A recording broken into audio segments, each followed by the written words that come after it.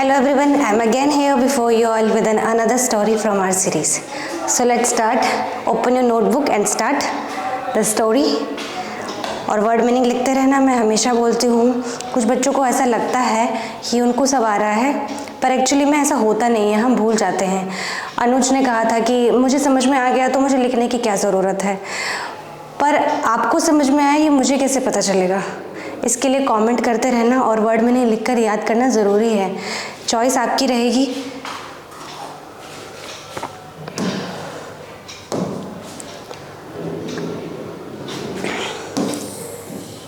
सीखना है तो वो सब करना पड़ेगा जो मैं बोल रही हूँ. Okay, so the name of the story is humble porter. Potter, ठीक है. डिस्कस करते हैं इस वर्ड्स को. हम्बल का क्या मतलब होता है? हम्बल का मतलब होता है विनम्र, नम्र, विनीत, विनय.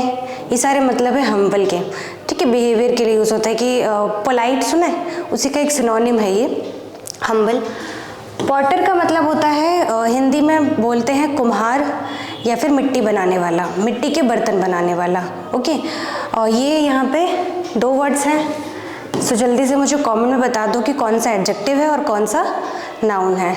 ओके, और एक पॉटर का एक मतलब नाउन की तरह यूज़ होता है और एक वर्ब की तरह, जिसका मतलब होता है ओछा काम करना या फिर मटकना या फिर लापरवाही से काम करना. बेसिकली जब आप अपने मनपसंद के छोटे मोटे काम करते हो बिना जल्दी करे, बिना टाइम की टेंशन लिए, उसको बोलते हैं पॉटर. स्टोरी पे आते हैं. Raj was a skilled potter in a small village. His exquisite ceramics earned him fame and wealth. As Raj's success grew, so did his arrogance. He boasted about his talents, belittling fellow artisans. One day, while demonstrating his craft, Raj's wheel slipped, shattering the pottery. The villagers gasped. Raj's embarrassment deepened as an elderly potter, Krishna, approached. Krishna gently took Raj's hands and began shaping clay into a beautiful vessel. True art lies not in showmanship but in humility, Krishna said. Raj realized his mistake. He apologized and began learning from Krishna. Raj's newfound humility brought him greater respect and appreciation from the villagers. Raj's fame grew. He remained grounded, crediting his mentors and fellow artisans. His story spread. True beauty lies not in boasting but in the beauty of the craft itself. Moral: humility is the greatest adornment of talent. मैंने तो story पढ़ दी.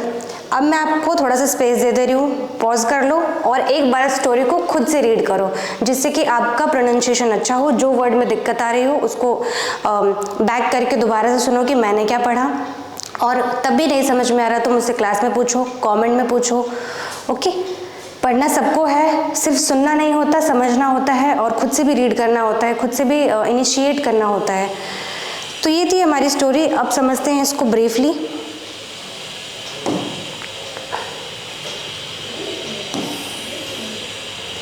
फिर से बोल रही हूँ, सारे words लिखे होने चाहिए. मैं चेक करूँगी इसको, ओके, वरना पनिशमेंट के लिए रेडी रहना.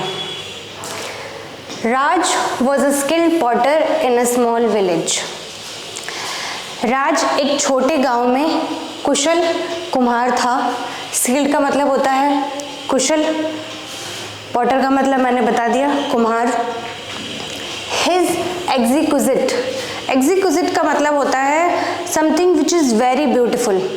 ओके, और ब्यूटिफुल एंड डेलिकेट, हिंदी में इसको बोलते हैं अत्यंत सुंदर. बेसिकली एग्जीक्विजिट का मतलब होता है जो कि बहुत सुंदर और प्लीजिंग हो. अब एक नया वर्ड सीखा है आपने, तो ब्यूटीफुल की जगह आप एग्जीक्विजिट बोल सकते हो. किसी को कॉम्प्लीमेंट करना है, oh how exquisite this is, like this painting is very exquisite. ठीक है, ऐसे बोल सकते हो आप. अब आप मुझे फटाफट से इस वर्ड का यूज़ करके कमेंट में एक सेंटेंस फ्रेम करके दिखाओगे. कैरामिक्स. कैरामिक्स आपने चीनी मिट्टी सुना होगा, कप, जिस कप में आप चाय पीते हो जनरली वो चीनी मिट्टी की होती है, ठीक है। सो चीनी मिट्टी या मिट्टी के जो बर्तन होते हैं या फिर वो बर्तन बनाने का जो आर्ट होता है, वो जो कला होती है, उसको कैरामिक्स बोलते हैं। अर्नड का मतलब हमको पता है कमाना या फिर अर्जित करना। Him, fame and wealth, fame और वेल्थ हम अपनी पिछली स्टोरीज में भी डिस्कस कर चुके हैं। फेम का मतलब होता है प्रसिद्धि और वेल्थ का मतलब होता है धन, ओके। सो उसकी जो अत्यंत सुंदर कैरामिक्स थी, चीनी मिट्टी की कला थी, मिट्टी के बर्तन बनाने की या पात्र बनाने की जो कला थी, उसने उसको प्रसिद्धि और धन अर्जित कराए, ठीक है। एज राज सक्सेस ग्रू, ग्रो का मतलब बढ़ना, यहाँ पे पास्ट इंडेफिनिट टेंस यूज हुआ है, सो यहाँ पे कौन सी फॉर्म है, सेकेंड फॉर्म। जैसे जैसे राज की सफलता बढ़ी, सो डिड हिज एरोगेंस, उसका घमंड भी बढ़ा। सो डिड वाला रूल हमने सीखा था अपनी पिछली वीडियोस में, पता नहीं किसने ध्यान नहीं दिया और किसने दिया। सो इस चीज़ के लिए मैं एक बार और रिपीट कर देती हूँ। जब सेम एक्टिविटी दोनों तरफ हुई हो, जैसे कि मैंने बोला कि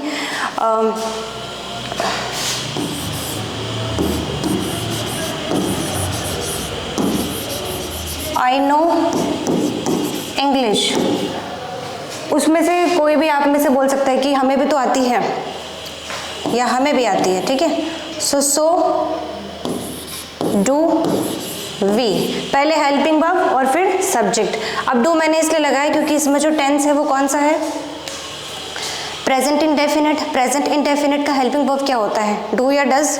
यहाँ वी है इसलिए मैंने डू का यूज़ किया है, ठीक है। इसको समझने की कोशिश करते हैं। और राज सक्सेस ग्रू, यहाँ सेकेंड फॉर्म यूज़ हुआ था। वर्ब की सेकेंड फॉर्म किसके साथ यूज़ होती है, पास्ट इंडेफिनिट टेंस के साथ। पास्ट इंडेफिनिट टेंस का हेल्पिंग वर्ब क्या होता है, डिड, इसलिए जब दूसरा सेंटेंस आया सो के बाद डिड लगाया क्योंकि उस पहले हेल्पिंग वर्ब आएगा और उसके बाद जो सब्जेक्ट है हिज एरोगेंस, ओके।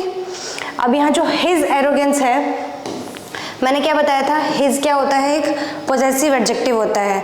मैंने पहले एग्जाम्पल भी दिया था कि मान लो मैंने पूछा ये मार्कर किसका है, तो कोई बोलेगा कि आपका, हमारा, तुम्हारा, उसका, उसकी। सो ये जो वर्ड्स होते हैं ना, his, her, your, our, my, ये सारे वर्ड्स क्या होते हैं, पोजेसिव एडजेक्टिव। पोजेसिव का मतलब होता है किसी चीज़ पर अपना अधिकार दिखाना या फिर रिलेशन शो करना। सो यहाँ पे ये हिज एरोगेंस एक ऑनरशिप शो हो रहा है, एक रिलेशनशिप शो हो रहा है क्योंकि ये नाउन है। जनरली हम अगर रिलेशन या फिर अधिकार दिखाएंगे तो वो नाउन पर ही दिखाएंगे। सो ये एडजेक्टिव और ये नाउन। और एक तरीका तो मैंने बताया है, ये है कि अगर हम नाउन को पहचान जाते हैं तो पहला वाला adjective, okay. He boasted about his talents belittling fellow artisans. Boasted का मतलब होता है, इसके भी दो तरीके से यूज़ होते हैं, एक नाउन की तरह और एक वर्ब की तरह। नाउन का मतलब होता है शेखी, डींग, आत्म प्रशंसा, झूठा गर्व, ये सारे नाउन हैं। और एज अ वर्ब शेखी बगाड़ना, डिंगे हाँकना, ये सारे वर्ब है। मतलब अपनी खुद की झूठी तारीफ करना और प्राइड बोलते हैं ना, बहुत ज़्यादा घमंड होना वैसे। और हमारा जो यहाँ पे वर्ड है वो है बी लिटिल। बी लिटिल का मतलब होता है महत्व कम कर देना, ठीक है, किसी के बारे में उसको छोटा दिखाना, उसका महत्व कम कर देना। सो यहाँ पे है कि ही बूस्टेड अबाउट हिज टैलेंट्स। ही यहाँ पे कौन है, राज। जो राज है वो अपनी प्रतिभा की, अपनी टैलेंट की शेखी बघाड़ता था, मतलब शेखी बघाड़ता था। और फेलो आर्टिसंस, आर्टिसंस का मतलब होता है कारीगर, फेलो का मतलब होता है साथी, उसके साथ वाले जो कारीगर थे उनको, उनका महत्व कम करता था, मतलब उनको नीचा दिखाता था, उनको छोटा दिखाता था, ठीक है। सो ये था। अब आपको क्या करना है कि अब हम इस स्टोरी में जितने भी पास्ट इंडेफिनिट टेंस की सेंटेंसेस डिस्कस कर रहे हैं उसमें से किसी भी 5 सेंटेंस को आपको कमेंट में बताना है कि ये वाला सेंटेंस पास्ट इंडेफिनिट टेंस है। और मैं बता चुकी हूँ कि पास्ट इंडेफिनिट टेंस क्या होता है, ओके।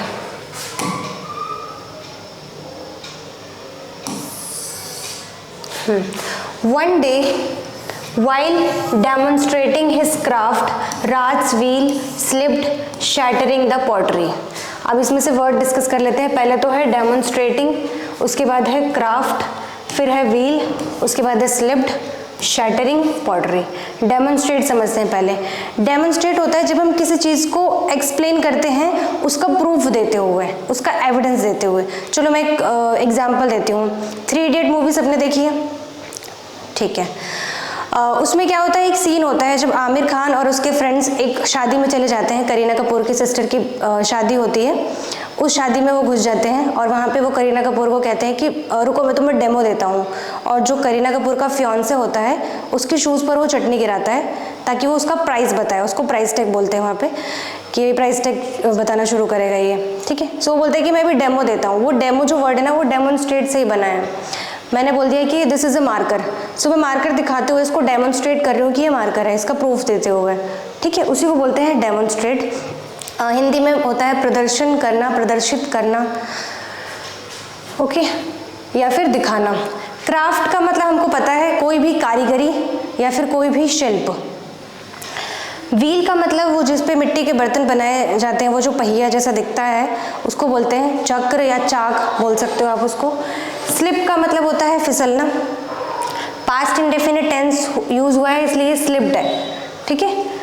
शैटर का मतलब होता है तोड़ना, टुकड़े टुकड़े होना, चकनाचूर होना, ठीक है।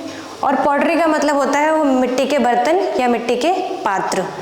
सो इसका मतलब है एक दिन जब वो अपने शिल्प को प्रदर्शित करते हुए, डेमोन्स्ट्रेटिंग, प्रदर्शित करते हुए हिज क्राफ्ट, उसका अपना शिल्प, राज का जो व्हील है, वो जो चाक है, वो स्लिप हो गया, फिसल गया, तोड़ते हुए मिट्टी के बर्तनों को। शैटरिंग प्रेजेंट पार्टिसिपल, तोड़ते हुए मिट्टी के बर्तनों को। The villagers gasped. अब गैस्प्ड जो वर्ड है उसके मतलब अलग अलग होते हैं। एक तो मतलब होता है उसका दम तोड़ना, हाफना, और भी बहुत सारे मतलब होते हैं, पर यहाँ पे इसका बिल्कुल थोड़ा सा अलग यूज़ हुआ है। बेसिकली गैस्प्ड वो एक ऐसा एक्सप्रेशन है जब हम when we inhale breath with our open mouth cause of pain और एस्टॉनिशमेंट। हम जब किसी चीज़ को सरप्राइज होकर मुंह खुला रह जाता है ना, हाँ ये क्या हो गया, ऐसा वाला एक्सप्रेशन, बहुत सरप्राइज होने वाला। सो वैसे ही थे कि जो विलेजेस थे वो ऐसा एक्सप्रेशन दिया उन लोगों ने, गैस्प्ड हो गए, okay. Raj embarrassment deepened as an elderly potter Krishna approached. Embarrassment का मतलब होता है शर्मिंदगी, परेशानी, उलझन, घबराहट, हैरानी, ठीक है। और यहाँ पे लिखा है मैंने, मतलब इस वर्ड में लिखा हुआ है MENT। मैंने पिछली वीडियो में बताया था कि जब किसी वर्ड में TION या LESS होता है तो वो नाउन होता है। एक और बता रही हूँ, जब किसी वर्ड में MENT होता है तो वो भी नाउन होता है। जैसे यहाँ पे है एम्बैरेसमेंट, एक एग्जाम्पल मैं दे देती हूँ, जजमेंट, ठीक है, तो ये नाउन होता है। अब आपको मुझे 2 वर्ड बताने हैं जिसमें मेंट आता हो लास्ट में और वो नाउन है, कमेंट में बता दो फटाफट से। डीप का मतलब हमको पता है गहरा, डीपन वर्ड हमारा है डीपन। डीपन का मतलब होता है और गहरा होना या फिर बढ़ना। एल्डरली पॉटर का मतलब बुजुर्ग, कुम्हार। अप्रोच का मतलब हम अपने स्टारफिश वाली स्टोरी में डिस्कस कर चुके थे, पास आना, समीप आना, ठीक है। सो राज की शर्मिंदगी और बढ़ी जैसे ही एक बुजुर्ग कुम्हार कृष्णा आया, समीप आया, वहां पे आया।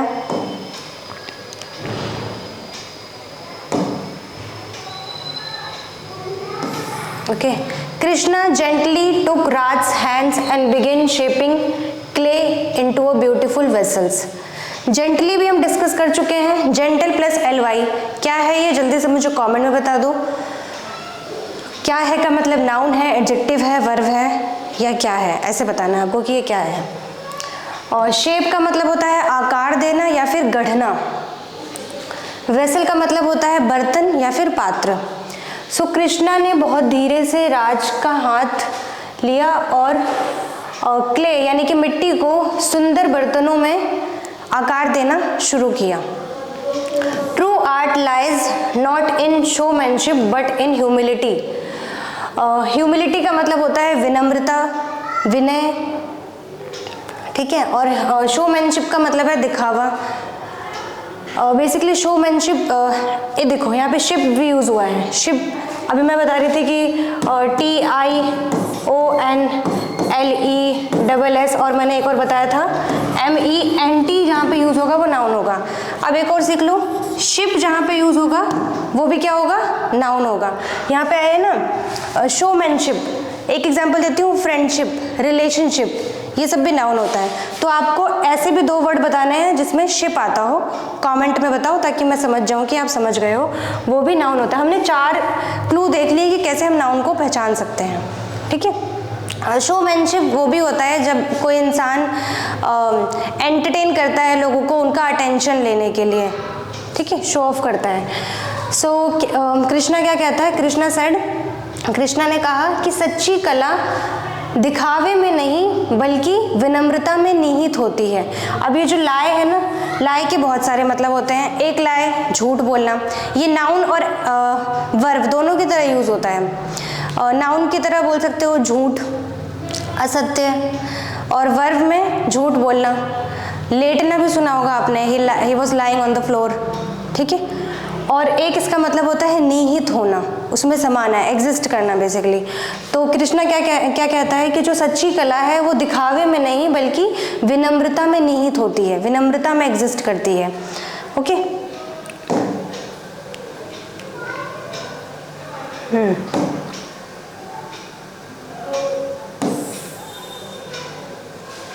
Raj realized his mistake. He apologized and began learning from Krishna. राज को उसकी गलती का एहसास हुआ। He apologized, उसने माफ़ी मांगी। apologize मतलब माफ़ी मांगना, क्षमा मांगना। उसने माफ़ी मांगी और कृष्णा से सीखना शुरू किया। Begin learning from Krishna, Krishna से सीखना शुरू किया। Begin सेकेंड फॉर्म यूज हुई है, फिर से बता रही हूँ, past indefinite tense. Raj's newfound humility brought him greater respect and appreciation from the villagers. Newfound humility, newfound का मतलब नई खोजी गई, बेसिकली नई विनम्रता। वो विनम्र तो था पर वो कुछ टाइम के लिए बहुत ज़्यादा सक्सेसफुल हो गया था। सो उस टाइम वो भूल गया था, उसमें एरोगेंस आ गया था। लेकिन अब जब कृष्णा ने उसको रियलाइज़ करा दिया है, सो वो जो उसने अब जो उसके अंदर विनम्रता आई है वो न्यू फाउंड है, मतलब दोबारा लाई गई है, ठीक है। सो राज की जो नई विनम्रता है वो गांव वालों से और भी ज़्यादा रिस्पेक्ट, सम्मान और प्रशंसा दिलाई उसको, ठीक है। फिर से एक बार इसकी हिंदी बता देती हूँ। राज की नवीन विनम्रता ने उसे गांव वालों से और भी प्रशंसा और सम्मान दिलाया।